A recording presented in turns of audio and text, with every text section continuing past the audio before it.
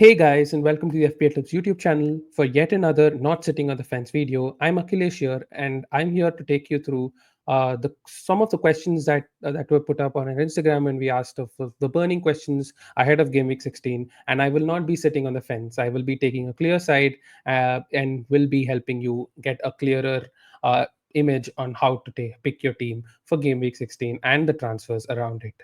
But before I dive into the questions, I think there are a couple of things that need to be talked about in regards to FPL, and that sort of becomes important. Couple of things that came out this week, and the first thing is the mystery chip, which has been revealed finally, and it's the assistant manager chip. Where you will get to pick a manager in your team for 3 consecutive weeks while once you play this chip. So you'll be able to pick Guardiola or Slot or Maresca or Arteta or anyone you would like to pick. So it's just the new chip that's there. There have been multiple opinions, mostly negative, around this chip, and I would sort of stay on that same place because I'm not a really big fan of this chip, but it is what it is, so we can't rant about it, and this will give us points, and it's important points that is there in the season. So we can't do anything but plan towards how to utilize this chip. So this is another chip which is going to be along with the free hits, wildcard, bench boost, triple captain. For those who have used it, not used it, will be again plugged in as part of your plan. So what does this chip say? You can add a manager on your team to score points for 3 consecutive game weeks. The manager chip can be used once a season, and your initial manager selection will not cost a transfer. So basically, when you play this chip, you can bring in a manager that will not cost you a transfer. But any further manager transfers will either cost a free transfer or -4. So suppose you're bringing in Slot for game week 25, and you that transfer will not cost, so that you will be playing the chip. But next week you want to do Slot to Maresca, then you will have to give your transfer, or if you don't have a transfer, a -4 along with that. And the ship cannot be cancelled once you activate it and confirm a manager transfer. So it's like free hit or wildcard, where once you activate it and make the transfer, you cannot cancel it. While in bench boost and triple captain, you can click on it and cancel it, and click on it and cancel it multiple times. This is not the same way, but it is available from game week 24 and onwards. Currently, we are in game week 16, so we have around 8 more game weeks to navigate without the assistant manager chip, and then sort of start. Like, we can use that as well along with the other chips that are still available in each of our teams. Then that's the part of what it is. Secondly, looking at how it scores in terms of points. So if you pick a manager, so you're basically picking the manager's club. You're not you're saying you're basically picking the club. So if you pick Slot, you're not picking just Slot, you're picking Liverpool basically. And that means that whenever you have Slot in your team, whether he's in the club or not, you're going to get Liverpool's points. Or same with, say, Daesh. If you pick, you're going to get Everton's points. So team win will get you 6 points. So if that team wins, 6 points straight away. Team draws will give you 3 points. Every goal scored by the team will give you 1 point, and every clean sheet will give you 2 points. So there is points around multiple ways of scoring over here: win, draw, goal scored, clean sheets, and also bonus, which is a fifth way. This is for to sort of, I think they've complicated a little bit in terms of explaining, but I think it's just to balance out the weaker teams who might not get too many wins. Where you get, if you choose a manager, say currently in the bottom 10, or bottom 15, and they play against a club that's ranked for at least 5. So for example, in game week 26, Manchester United play against Everton, and if you pick Daesh, and if Everton beat Manchester United, you get extra 10 points for the win. So it's 16 in total. So 6 points for the win plus another 10 points. That is massive in terms of that. And if for a draw, you get 5 points. So if Man United and Everton draw, along with the 3, you get 5 more points. So 8 points. So that's bigger. That a draw for the team like Everton against Man United is bigger than a win for Liverpool against any other team there is. So there is this sort of thing that brings you into thinking that the big teams are always not what you need to pick. You can sort of bring managers from any team that is there. So that's the case over here. So if any team beats a team 5 places ahead, you get either 10 you get 10 points extra for the win, and if it's a draw, you get 5 points extra. So that's having done with that. Um, yeah, I just wanted to touch upon this as well before I go to the next questions, and this is talking about the mystery ship. Um, Continuing in the way that these are the points that are scored so far by managers this season. So it's a little so small data that was provided by the fantasy official fantasy Premier League team. So it says that the managers like getting points is it's sort of spread around. If you forget about Russell Martin, who's got only 30 points in all, and his best three game week score is 12 points. Looking at everyone else, they've scored around 60 to 100, 110 points, and the best three game week score. So this is where we need to look at three consecutive game weeks. What has been their best score? Iraola has got 47 points, where he had beaten Arsenal, drawn against Aston Villa, beaten Man City. So that is an extreme case. I don't think anyone would be easily able to get 47 points. But the other ones you see is 39, 35, 33, 32. So it's just between 30 to 35 points mainly. More than 35 is like they need to do incredibly well. So this is where the start, like for example, Slot has 31 best points. So that is the range of expectancy you'll need to look at over here. 47 is just a big anomaly. And so that you would have to manage your expectations around that. So maybe if you are looking for a double game week in one of these game weeks, so for example, if when Everton and Liverpool have doubles, if you have a slot in that week, you can expect it a little be a little bit more from 30 to 40 maybe. So that's sort of the range that you will have to look at in terms of mystery chips. So 30 to 40, and not more than that. So that's what you can see from the mystery chip, and it will be coming handy, especially in the double game week that'll be coming on, and it's definitely something that we need to keep an eye on and actively look into how these managers are doing in the over the next 7 to 8 game week periods in terms of the points they're getting. I think that will be crucial as well. And also regarding the position, just check on where these that particular club is in terms of position before jumping into them. So we will be with you. We will be with you talking through this for a while. But before that, we'll have to discuss about currently what's happening. And there's one more big news that's coming out, which is last week, Liverpool Everton was cancelled due to the storm. It was postponed, and a likely double game week is coming, which is sort of tipped to be double game week 24, where Liverpool will be playing Bournemouth away along with Everton away, and Everton will be playing Leicester at home and Liverpool at home. So both teams have good fixtures, and you can invest like so. For example, Everton have Leicester at home. If it was any other fixture, you maybe could have avoided Everton. But last year we did see Everton have Liverpool at home in a double game week, and Pickford scored 15 points, Branthwaite scored 15 points. So there is some merit in terms of getting Everton players as well in this double game week. So that means that removing Mikolenko from your teams might actually not be like you can keep him. Keeping him might not be the worst idea. But this is what is spoken about right now. New date for Everton Liverpool on around the game of 24. But the Premier League also need UEFA approval, because this seems to be a UEFA midweek, assuming Liverpool will not be in the round of 16. So with that approval, I think this could be likely happening. So again, plans around when to use the mystery chip might also be might also come handy when it comes to the double game week. So then it does sort of bring us towards planning towards game week 24. For people who have triple captain, might use that. For people who have the mystery chip now available, it can just be used in the very first game week. So you can free around your funds in terms of getting in slot. I think a couple of things I also forgot mentioning in the mystery chip thing is you can only get three players from the same team, including the manager. So you can't get three Liverpool players plus slot. So it'll be three Liverpool players including slot, and you'll have to take budget out of your team to bring in these managers who will be placed around zero point 0.5 to 1.5. So it's not going to be too much, but you need good team value to get in certain players, certain managers in certain gamings. But it gives you an alternative route to have like five doublers or six doublers in the double game week, which is pretty nice. So coming to the questions now. That I think it's been 10 minutes, so I'll try to wrap this around in the next 20 minutes, answering your questions for Game Week 16. Uh, First one is Watkins or Cunha to Isak, because Isak now is having very, very good fixtures. Leicester at home, Ipswich away, Aston Villa at home. Next three fixtures are great. And then after that, if you go to game week 21 and 22, you have Wolves at home, Bournemouth at home. There's Man United, Tottenham also, which are not bad, might not be bad fixtures from an attacking point of view.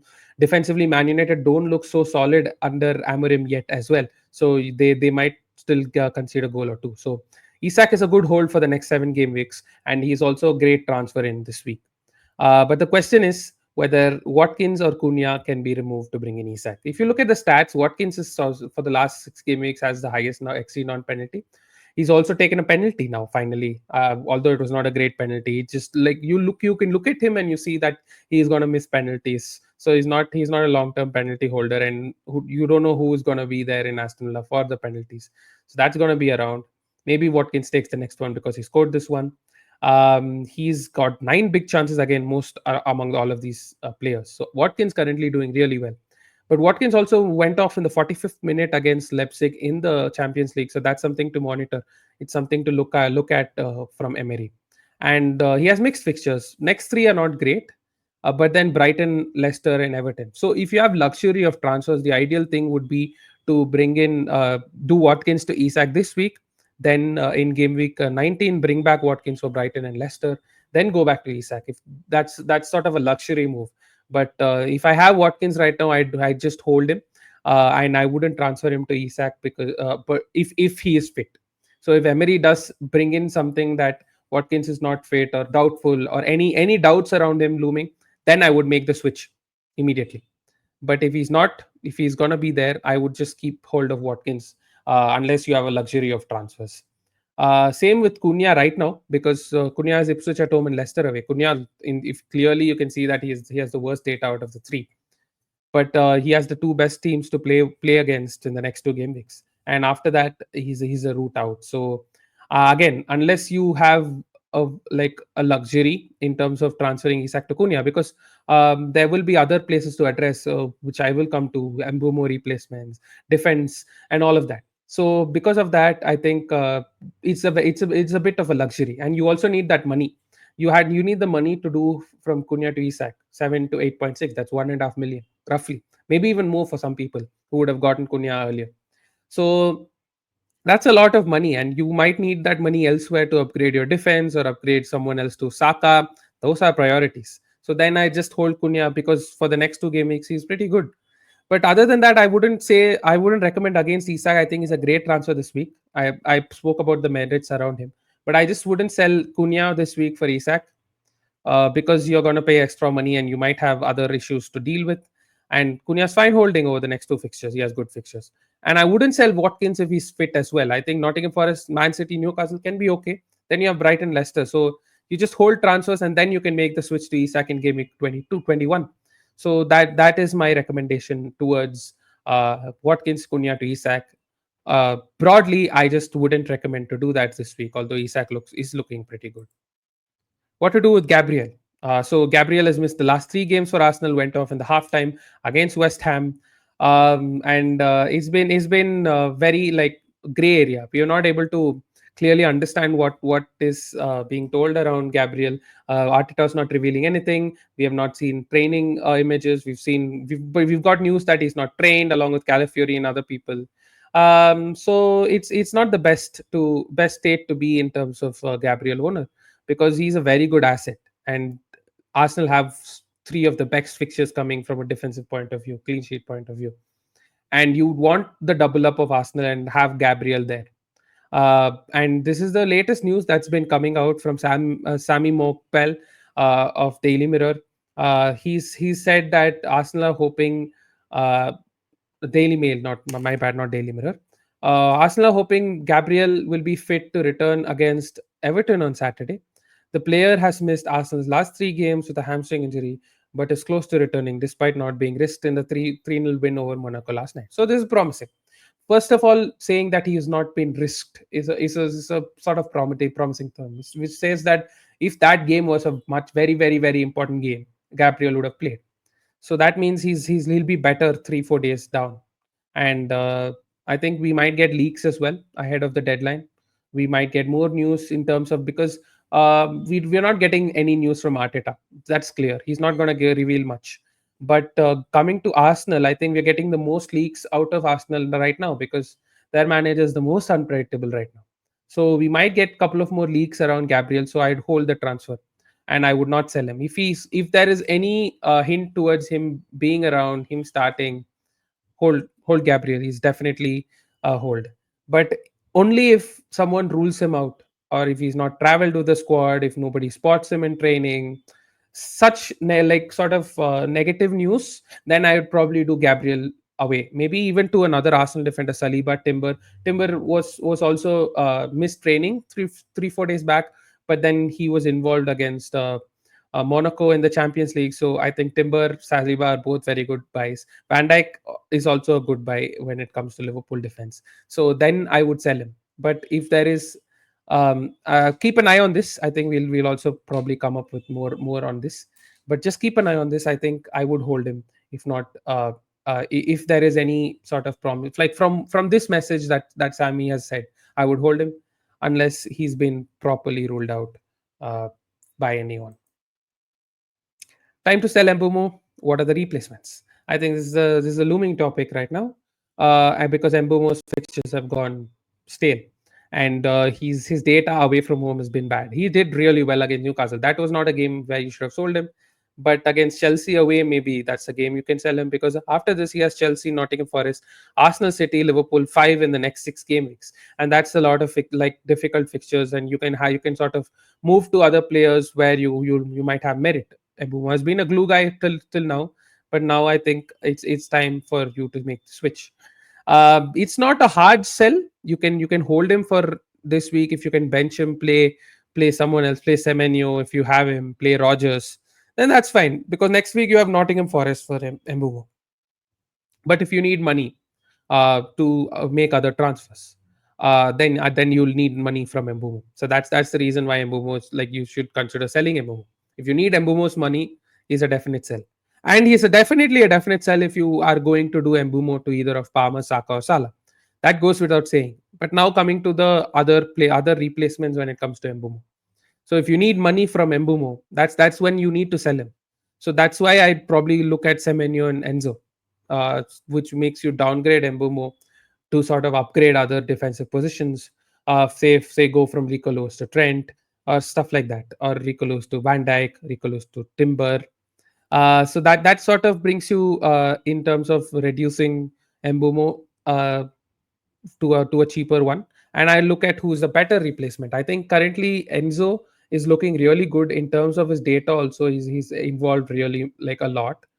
He's had decent number of shots, very good expected goal involvements, and he's looking at a very number 10ish position along with Palmer. And these are the fixtures coming up for them: Brentford, Everton, Fulham.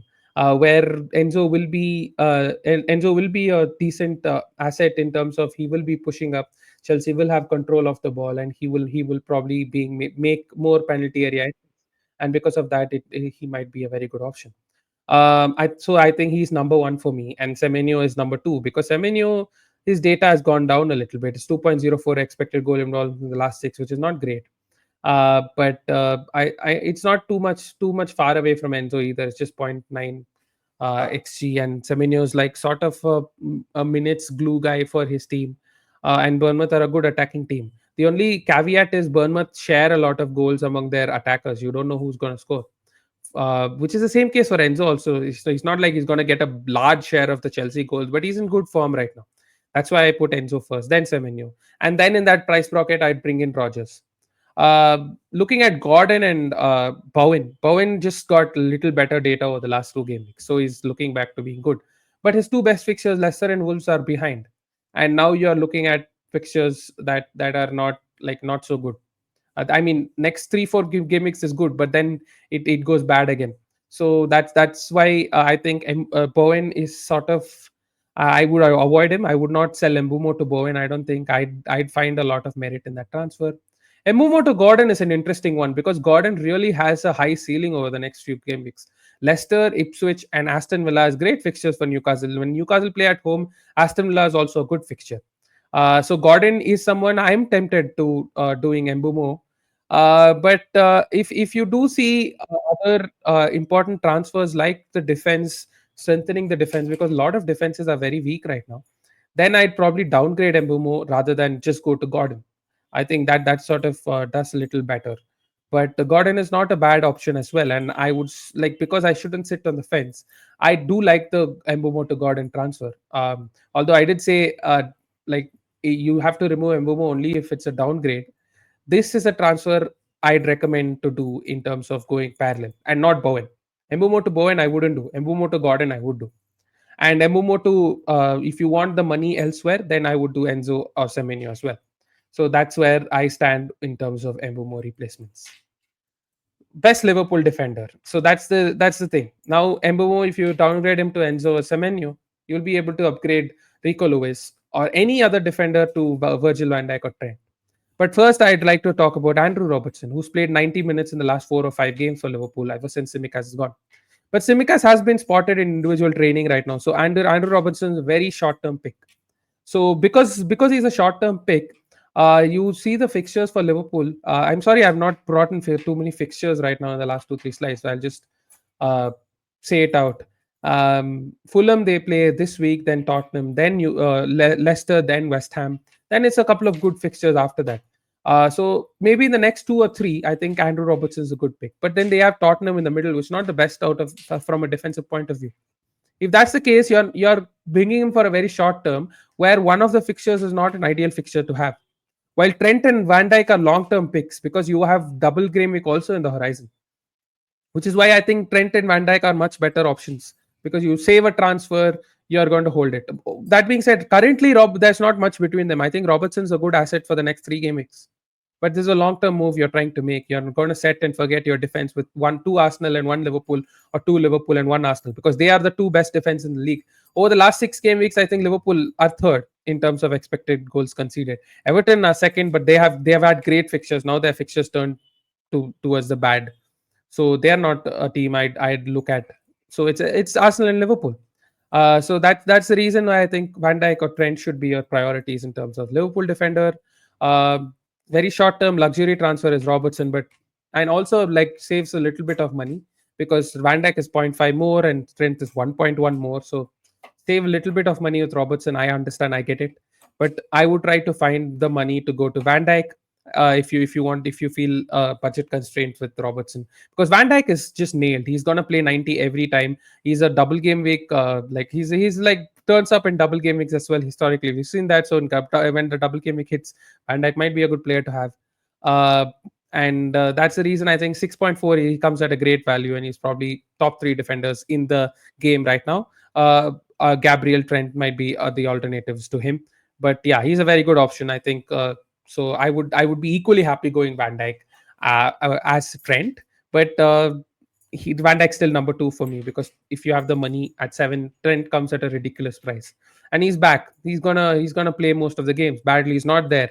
He'll get rest. He got rest against Everton. He's gonna get rest against uh, Southampton in the League Cup. So I think he's going to play most of the minutes, and he's a definitely serious asset to consider. And he sort of looked a little more attacking. His attacking numbers have been decent, but it's that he has both. He has both defensive and attacking secure of points. So you can get big hauls as well from Trent Alexander-Arnold, which is why I think he's probably one of the best picks this week. And he's a great entry point. If not now in game week 18 as well, is a very good entry point for Trent. So I would look at bringing Trent. So ranking the Liverpool defenders, all 3 are good transfers to have. Robertson more short term, but Trent at number 1, Van Dijk 2, Robertson 3. But I wouldn't look at anyone else in the defense. I wouldn't look at Gomez. I wouldn't touch him. The only one other than that is Allison, but I don't think goalkeeper transfers right now is also something that can be done. So it's a luxury. So that's why I didn't include Allison over here. But if it's a wild card or if you have 3 4 transfers in the bank, you might as well do that. But currently, but I don't know if Allison will immediately get back Kelleher's place. Kelleher might as well start Fulham. So when it comes to Allison, I'd wait for the next 2 game weeks. Look if he's just gonna take his position back against Fulham and Spurs, and then bring him in for Leicester. That's what I'd do. But with these three, I've given my rankings. Finally, Gameweek 16 Captaincy, a game week where you have great fixtures for some of your players. Arsenal have Everton at home, Liverpool have Fulham at home, and Chelsea have Brentford at home. Three great fixtures, three good serious assets in Salah, Saka, and Palmer. So it's not going to go wrong. That's what you'd feel. But you need to bring in sort of a serious judgment over here. So for me, I think I like Palmer as the best captaincy this week. Will change if if one more defender from Fulham is out, because they are already missing Bassey, they are already missing Anderson. They might not have him back. So if they lose one more defender, then Salah is probably there. But I think Fulham have been solid. They are a very good sort of team structure defensively. They're more reliant on the positional sense as a process rather than like looking at individuals in that team. So I think they will be good, and they will give Liverpool problems in terms of not instead of holding a very low block. But I think Brentford away from home have been abysmal.